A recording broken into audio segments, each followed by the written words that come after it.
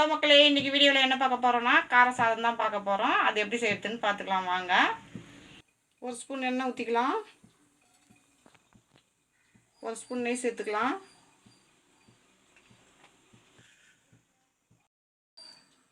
கடுகு அரை ஸ்பூன் சேர்த்துக்கலாம்.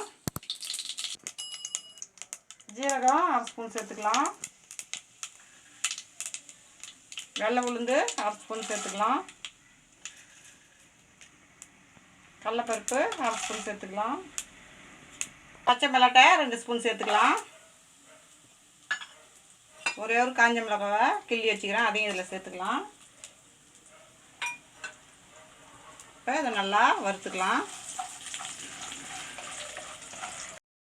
5 பல்லு பூண்டு குட்டி குட்டியாக கட் பண்ணி வச்சுக்கிறேன், அதையும் இதில் சேர்த்துக்கலாம்.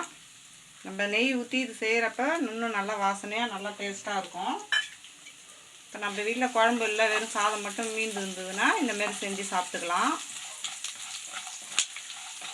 தனி மிளகாத்தூள் அரை ஸ்பூன் சேர்த்துக்கலாம். 1 கப்பு சாதம் எடுத்துருக்கிறேன், அதுக்கு அரை ஸ்பூனு உப்பு சேர்த்துக்கலாம். கருவேப்பிலை 1 கொத்து சேர்த்துக்கலாம். இப்போ அதை எல்லாத்தையும் கிளறி விட்டுக்குங்க. சாதத்தை இதில் சேர்த்துக்கலாம். இதெல்லாத்தையும் சேர்த்து நல்லா கிளறிக்கலாம். அடுப்பை ஆஃப் பண்ணிவிடுங்க.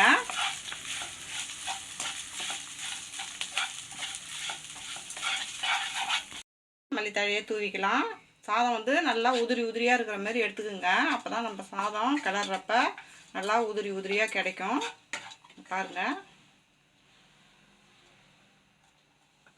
நம்மளுடைய கார சாதம் சூப்பராக ரெடி ஆகிடுச்சு. இதை ஒரு பிளேட்டுக்கு மாற்றிக்கலாம். நம்மளுடைய கார சாதம் சூப்பராக ரெடி ஆகிடுச்சு. இந்த வீடியோ பிடிச்சிருந்தா லைக் பண்ணுங்கள், ஷேர் பண்ணுங்கள், கமெண்ட் பண்ணுங்கள். மறக்காம நம்ம சேனலை சப்ஸ்கிரைப் பண்ணிவிட்டு பக்கத்தில் இருக்க பெல் ஐக்கான் கிளிக் பண்ணி ஆளுன்னு கொடுத்துருங்க. தேங்க்ஸ் ஃபார் வாட்சிங்.